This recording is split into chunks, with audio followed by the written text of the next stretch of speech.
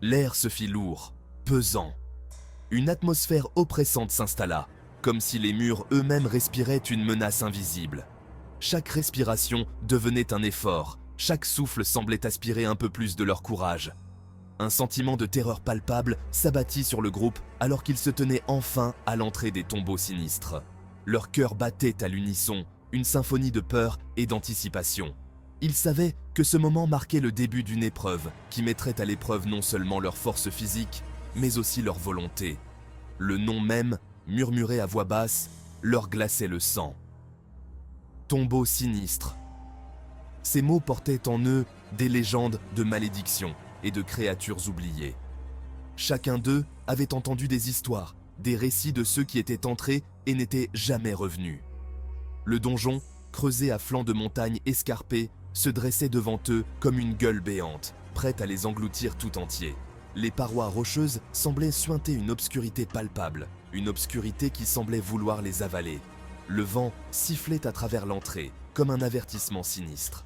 Prenant une profonde inspiration, le chef du groupe, un aventurier chevronné dont les yeux reflétaient la sagesse d'innombrables batailles, hocha la tête, signalant leur descente vers l'inconnu. Son visage, marqué par les cicatrices du passé, était une source de réconfort pour les autres. Il savait qu'il pouvait compter sur son expérience et son courage. Des torches furent allumées, projetant des ombres vacillantes qui dansèrent de façon menaçante sur les murs humides en pierre. La lumière tremblotante révélait des gravures anciennes, des symboles oubliés qui racontaient des histoires de terreur et de désespoir. Chaque flamme semblait lutter contre l'obscurité, une bataille incessante entre la lumière et les ténèbres. L'air, saturé de l'odeur nauséabonde, de la pourriture et du musc de quelque chose d'ancien et de maléfique, leur brûlait les poumons. Chaque inhalation était un rappel de la corruption qui imprégnait cet endroit. Les murs, couverts de moisissures et de lichens, semblaient suinter une essence maléfique. À chaque pas vers les profondeurs, le monde extérieur semblait s'estomper, remplacé par un silence oppressant, rompu seulement par le son de leurs propres pas et les battements effrénés de leur cœur. Leurs pas résonnaient dans le couloir étroit, chaque écho amplifiant leur appréhension. Ils savaient que chaque pas les rapprochait des dangers cachés dans les ombres.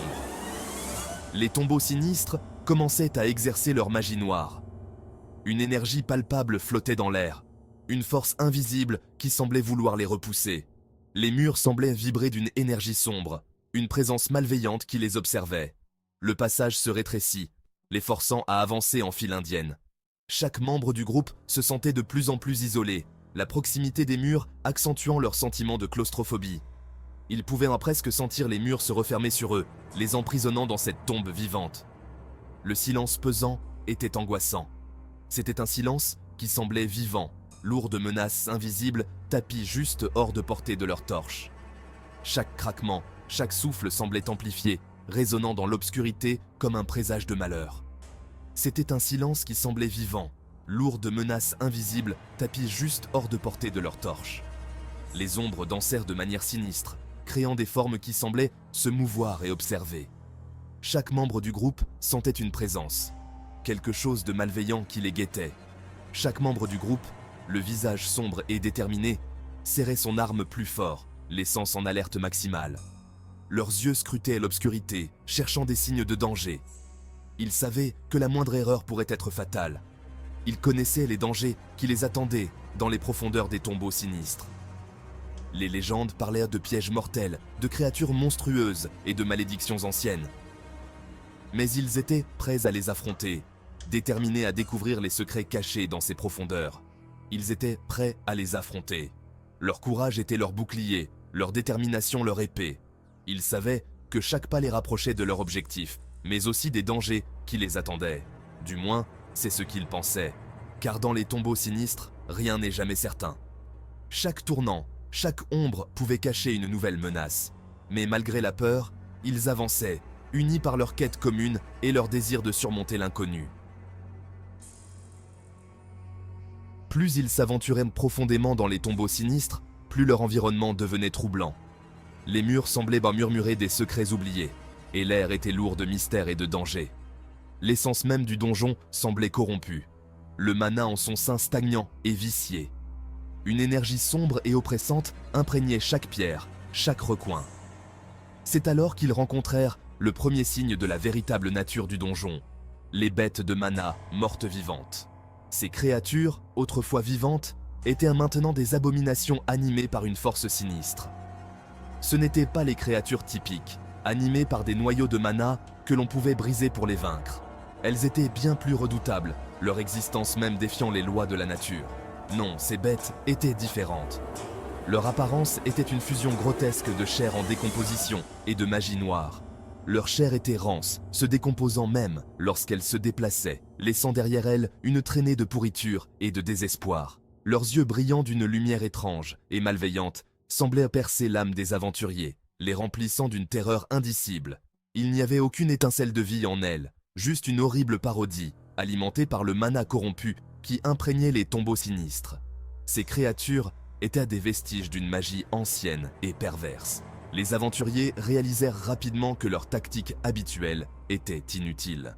Chaque attaque semblait glisser sur ces abominations, comme si elles étaient protégées par une force invisible. Ces créatures étaient animées par quelque chose qui dépassait l'instinct ou le désir de mana. Une volonté sombre et malveillante les guidait, les rendant presque invincibles. C'étaient des marionnettes, animées par une force obscure qui imprégnait les murs même du donjon. Chaque mouvement semblait calculé, chaque attaque, une danse macabre orchestrée par une main invisible. La première rencontre fut rapide, brutale. Les aventuriers n'avaient jamais vu de telles créatures auparavant et leur surprise fut totale. La bête de mana morte vivante, une parodie grotesque d'un loup, jaillit des ombres dans un grognement. Ses mouvements étaient rapides et imprévisibles, rendant toute défense presque impossible. Ses dents, découvertes dans un rictus silencieux, déchiraient la chair et les os avec aisance. Chaque morsure était un rappel brutal de la puissance de ces créatures. Le groupe, pris au dépourvu par la férocité de l'attaque, eut à peine le temps de réagir avant que l'un des leurs ne se retrouve gisant sur le sol, en sang. La panique s'installa rapidement parmi les aventuriers. La créature, sa faim insatiable, tourna ses yeux luisants vers le reste du groupe, prête à frapper à nouveau. Les aventuriers savaient qu'ils devaient retrouver une nouvelle stratégie, et vite, s'ils voulaient survivre à cette horreur. L'absence de noyaux de mana chez les bêtes mortes vivantes représentait un défi de taille. Ces créatures, autrefois redoutables, étaient maintenant des carcasses vides, dépourvues de l'énergie vitale que les aventuriers espéraient récupérer. Sans ces noyaux, la situation devenait de plus en plus désespérée. Sans la possibilité d'absorber le mana de leurs ennemis tombés au combat, les propres réserves du groupe devinrent un bien précieux, chaque sort lancé, chaque vague d'énergie, soigneusement pesée. Ils savaient que chaque utilisation de mana devait être justifiée, chaque décision prise avec une prudence extrême. La moindre erreur pouvait signifier la fin de leur quête. Ils menaient une guerre d'usure au cœur des tombeaux sinistres, et leur mana était leur bouée de sauvetage. Chaque incantation, chaque geste magique était une danse délicate entre la vie et la mort. Le mana, cette énergie mystique, était tout ce qui se dressait entre eux et l'oubli. Le chef, le visage buriné, marqué d'inquiétude, rassembla le groupe. Ses yeux reflétèrent la gravité de la situation, mais aussi une détermination inébranlable. Il savait que la cohésion du groupe était essentielle pour leur survie. Il savait que la panique serait leur perte. « Économisez votre mana », ordonna-t-il, la voix basse mais ferme. « Nous devons être stratégiques.